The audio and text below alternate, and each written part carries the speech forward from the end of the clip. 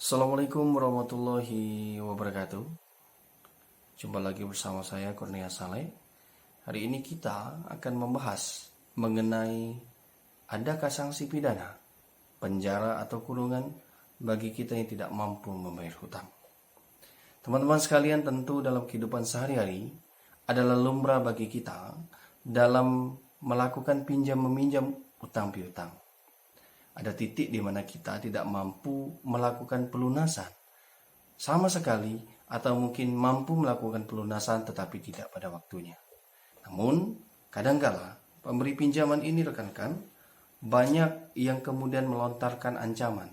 Salah satu ancamannya adalah mengancam kita untuk dilaporkan kepada polisi karena ketidakmampuan kita membayar hutang dianggap sebagai bentuk penipuan, dianggap sebagai bentuk penggelapan terhadap uang yang dipinjamkan. Lantas bagaimana hukum mengatur hal tersebut? Apakah betul ketika kita tidak bisa membayar hutang, kita dianggap telah melakukan penipuan kemudian bisa dipenjara? Simak uraian video berikut ini. Rekan-rekan sekalian yang saya hormati dimanapun kita berada, sebetulnya aspek hutang piutang itu terpisah dari ranah hukum pidana. Hal tersebut telah diatur di dalam Undang-Undang Nomor 39 Tahun 1999 tentang Hak Asasi Manusia. Pada pasal 19 ayat 2 telah diatur bahwa tidak ada seorang pun yang dapat dipidana, baik pidana penjara maupun pidana kurungan, hanya karena disebabkan ketidakmampuannya dalam melunasi kewajiban hutang piutang. Dalam bahasa sederhananya adalah tidak ada satu orang pun yang dapat dipidana hanya karena ketidakmampuan dia melunasi hutang. Sehingga dasar hukum ini menjadi pijakan bagi kita semua apabila kita menemukan adanya orang-orang yang kemudian mengancam kita dalam situasi kita tidak dapat melunasi hutang. Sehingga jika memang sampai pada titik dia telah membuat laporan, maka kita juga tidak dapat menahan, karena pada prinsipnya laporan yang dibuat kepada kepolisian itu adalah hak semua warga negara. Hanya saja prosesnya saya meyakini tidak akan dapat berlanjut apabila hutang piutang ini adalah hutang piutang murni tanpa adanya unsur penipuan.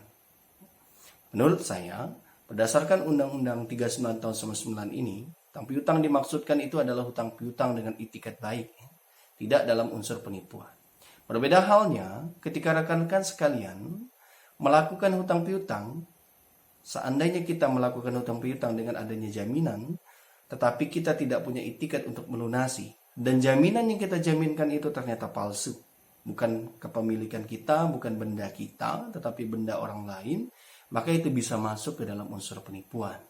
Maka perspektif yang digunakan lain lagi, menggunakan perspektif Undang-Undang KUHP pasal 378 tentang penipuan. Jadi kalau memang dalam suatu kondisi kita melakukan hutang piutang ini murni dalam itikat baik untuk melunasi, tetapi situasi kondisi ekonomi tidak mendukung kita untuk mengembalikan hutang ini pada waktunya, maka kita tidak dapat dijerat melalui hukum pidana. Jika kita berada dalam sisi orang yang memberikan pinjaman, lantas bagaimana upaya yang dapat kita lakukan kalau memang ternyata orang yang kita berikan pinjaman ini tidak mampu membayar hutang? Maka hukum memberikan akses kepada kita untuk mencoba instrumen hukum lain yang kita sebut dengan instrumen hukum perdata. Hal tersebut bisa kita lakukan upaya hukum pertama, melakukan peringatan atau somasi kepada yang menerima hutang untuk mengembalikan hutang pada waktu yang telah disepakati bersama. Jika memang somasi ternyata tidak memiliki dampak dan tidak direspon oleh si menerima hutang, maka kita bisa melakukan upaya gugatan wan prestasi di pengadilan. Apabila memang perjanjian tersebut, hutang piutang tersebut maksud kami dibuat dalam lingkup perjanjian. Maka dari itulah kami berpesan kepada semua masyarakat dimanapun Anda berada, kita selaku pemberi hutang harus membingkai segala macam bentuk hutang piutang itu ke dalam bentuk perjanjian. Baik itu perjanjian secara tertulis di bawah tangan maupun perjanjian yang dibuat di depan notaris sebagai akta otentik.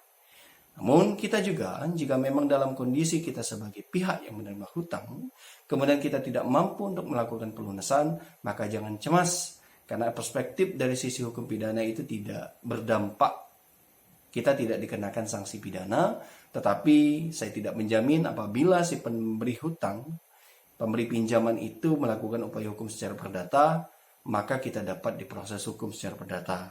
Dan teman-teman harus ingat, menurut saya, hukum perdata itu ternyata lebih kejam daripada hukum pidana. Kenapa? Kalau hukum pidana, ketika seseorang atau person itu meninggal, maka tidak ada lagi akibat hukum yang ditimbulkan karena si subjek hukumnya sudah meninggal. Tetapi apabila hukum perdata, khususnya masalah hutang piutang, ketika subjeknya itu meninggal, maka ini akan menjadi tanggungan secara otomatis terhadap si ahli waris serta keluarga yang bersangkutan. Demikian pendapat hukum Kurnia Saleh hari ini mengenai pidana atau kurungan ancaman terhadap kita yang tidak mampu melunasi hutang. Mudah-mudahan video ini bermanfaat bagi kita semua dan dapat membuat kita lebih bijaksana, baik kita selaku pemberi hutang maupun kita selaku penerima hutang.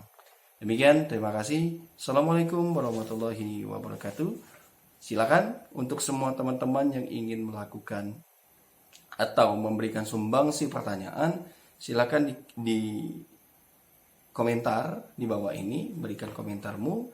Jangan lupa subscribe channel ini agar channel ini dapat berkembang menjadi salah satu referensi teman-teman ketika kebingungan, ketika berhadapan dengan masalah hukum. Terima kasih. Assalamualaikum warahmatullahi wabarakatuh.